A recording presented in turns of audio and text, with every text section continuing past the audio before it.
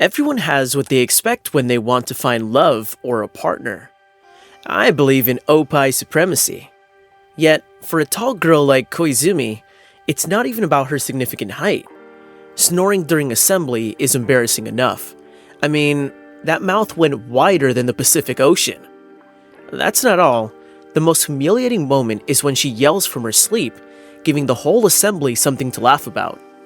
Yet, among the hall full of laughter, one person doesn't find it humorous. In fact, he identifies it as dumb. I'm talking about Otani. They're shown to be in the same class, alright, but it's obvious that the real reason Otani dislikes Koizumi is the height difference. He's not just average, he's below average. Blood is down to earth. Blood doesn't need a bend to lace his shoes. Now imagine his frustration standing next to a girl like Koizumi. And yes, the dislike is pretty much mutual. It's always the midget versus the Amazon. Ever since their first day at school, peace was deleted from their professor's vocabulary, because all they do is nag and fight. Just when Koizumi thought she'd have some time away from seeing Otani's annoying face at summer class, there he is again, sitting right next to her even. Her options to switch seats are unsuccessful. Her friends were sitting next to cute guys, so yeah, no switching. The horror on her face when this realization kicks in. One thing about Koizumi, her facial expressions are spot on. However, that's not the end. A cute boy is also attending summer class. His name is Suzuki. When Koizumi sets her eyes on him, she drops flat. Flatter than a pancake. Suddenly, her plans to change seats are cancelled, just because he takes the seat behind her. Otani does give him a heads up that anyone sitting behind Koizumi doesn't see the board. Apparently, Koizumi's head is somewhat huge. Thankfully, Suzuki didn't mind, and this reawakens Koizumi's hope for love once more. Turns out Otani is aware of this recent development with Koizumi, and about her crush on Suzuki. He plans to hook up Koizumi and Suzuki, although Otani wouldn't do something abruptly for Koizumi, something that would require him to have a one-on-one conversation with his enemy and not profit. He's not as dumb as he looks. Turns out he has a massive crush on her friend, Chiharu. Well, it's no major shocker. Even Koizumi teases him that short people should date other short people. Not like he had chances with other girls anyway. However, Koizumi bursts his bubble of a relationship with Chiharu. Turns out Chiharu hates boys. And Otani's reaction? He's excited. A proper response from a delusionist. He believes he can somehow cure her from her fear of boys. Well, Koizumi wishes him good luck. Trust me, all she wants is Suzuki, though she's well aware Chiharu will not accept Otani. Both parties get to work immediately, and the first location to hang out is at the pool. You will not believe these two go ahead having all the fun to themselves, while their supposed dates watch them from afar. What a good way to lose sight of the goal. It gets so bad that even when Koizumi gets some alone time with Suzuki, she consistently struggles to bring up a topic with him. Later, the chaotic duo, referring to Otani and Koizumi, spot their friends taking the water slide. Even the rejection to ride the slide from their supposed partners is not enough to stop them from enjoying it. It's crazy how these two who can't stand each other end up performing most of the pool activity together. They only get a proper conversation with their crushes at the end of the pool day. However, the next day at summer class, Koizumi experiences her worst nightmare when Chiharu speaks about how nice Suzuki is. Actually, Suzuki and Chiharu have their houses along the same route, and she reveals he walked her home after their time at the pool. The horror on Koizumi's face. Her legs were paid actors as well. For someone who doesn't like boys to speak nicely about one, that must mean something. Yes, Koizumi's predictions about Otani being unable to cure her dislike for boys were spot on. However, she never expected this. This wasn't part of the plan. It's so bad that Chiharu doesn't regard him as a guy even. So there was nothing to dislike. Okay, I think I'm getting too deep into this. Let's move on to the next scene. Turns out, Otani overheard Chiharu's words about him, and is a bit let down. Thankfully, he has Koizumi by his side to offer him comfort. In a very angry way, permission to add. She reminds him that being big or small doesn't qualify who a man is. Spot on, Koizumi. Actually, as long as you got a third leg down there, you're good to go. It's outstanding how Koizumi, who came to offer comfort, leaves the scene pissed. However, her punch at Otani seems to do the trick, awakening him. Storming back to class, she meets Suzuki on the way. He thanks her for a splendid time yesterday, but the words that slip out of his mouth afterward are about the girl on his mind. Seems he is more curious about Chiharu, although he tells Koizumi that he's comfortable with her. Not because he had feelings for her or anything, it was because they were about the same height. Typically saying, he doesn't regard her as a girl, but like a fellow guy. Sis was friend-zoned before she even expressed her feelings. Well, that escalated quickly. And then it's Otani's turn to console Koizumi. There's nothing like sinking in the same boat together with a friend. Trust Otani to be petty. He definitely returns the punch she gave him. Both of them adopt Asta's motto from Black Clover, to never give up. They plan to take advantage of the summer festival, implementing phase 2 of their plans.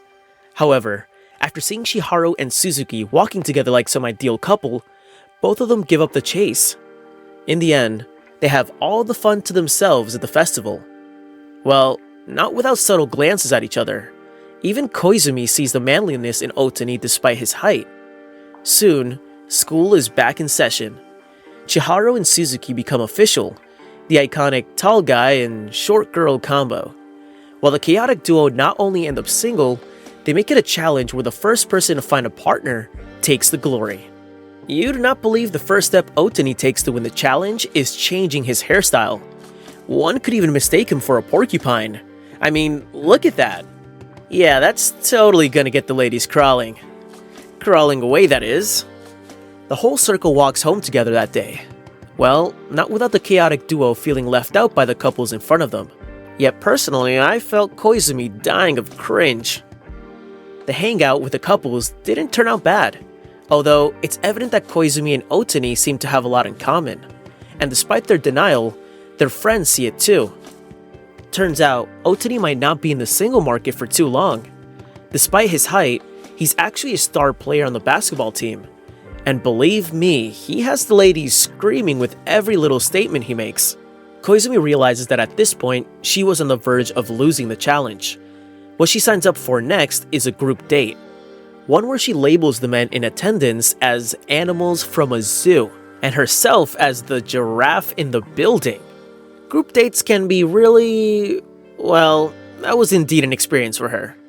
The chaotic duo are also revealed to likely spend Christmas together at a concert of their favorite pop star. Well, it's not a date or anything.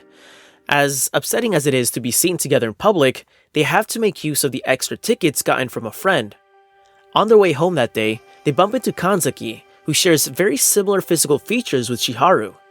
You could see the stunned look on his face even. The fact that Kanzaki looked like Chiharu could also pass for his crush on her. You can bet on a curious girl to get the answers she needs, either from an indirect source, her friends, or the direct source, Otani himself.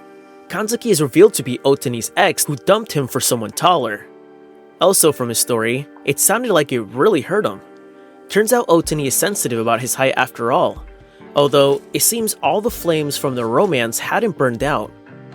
Later, Koizumi spots Otani and Kanzaki together, and she requests his presence for a party on Christmas Day. Being the kind-hearted Koizumi, she permits Otani to skip their hangout on Christmas, so he could possibly get back together with Kanzaki, even though it meant automatically making him the winner of their bet. When the day arrives, Koizumi doesn't just get injured, she's also bored and alone. Yeah, the girlies were also booed up, leaving just her. At that sad moment, Otani arrives just in time to fulfill his promise. In other words, he chooses Koizumi over Kanzaki. That evening, they treat her wound and spend the time of their lives at the concert. Just when you thought all is peaches and roses comes the arrival of Haruka, revealed to be the boy next door from her elementary school. While these two catch up on their lives, Otani just simply walks away. Being the third wheeler could hurt, no jokes. And soon, it's New Year's Day. While they hang out with their friends, it seems both of them were rather interested in their romantic life with another. However, the The day doesn't go by without Koizumi explaining that Haruka was just a friend, and Otani finally gets a conversation with Kanzaki.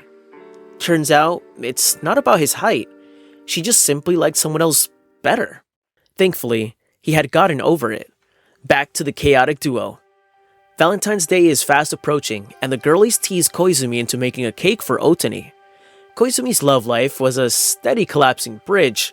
Sis doesn't even have an ex. However, Otani is willing to accept her cake, and even informs her of his favorite flavor, chocolate. But then, things get pretty messy for the next few days now, with Haruka's presence in school. That's right, he's about to enroll. But even before his enrollment is successful, he visits Koizumi every day, loudly professing his affection for her. But not without discrediting Otani for his height. He hits the nail where it stings. These two guys have a go at it severely, till Valentine's Day arrives and Otani eventually rejects her cake. Saddened by this, she spends the rest of the evening with Haruka, although even Haruka could sense Koizumi's affection for Otani, and promises to win her heart no matter what. You know the chaotic duo have settled their differences just by them arguing publicly. The topic of argument again? They were placed in the same class for the second year. All the friends are reunited except a couple, Chiharu and Suzuki, who have been placed in the class next door. Same class as Haruka. On the first day of school, the class chooses the representatives. The new reps turn out to be the chaotic duo. I hope they work together more than arguing. First order of business, prepare the hall for the opening ceremony and first assembly for the first years. There's also a rather peculiar first-year student that's threatening Nobu's prestige. It is understandable because same cuteness, same color preference, and even the same hairstyle. Despite the odds, they are shown to become fast friends, but then Koizumi notices this first-year student might have a crush on Otani. Apparently, Otani saved her from a dog earlier that morning. From there, it was love at first save. It's all fun and assumptions till Seiko openly confesses her feelings for Otani with a kiss. An unexpected one that gets them flustered. The funniest reaction is not the one from their friends, no. Koizumi's reaction is to die for. To think she was starting to like Otani, and boom! Seiko asks him to go out with her. An offer that he accepts. What do you folks think happens next for the chaotic duo?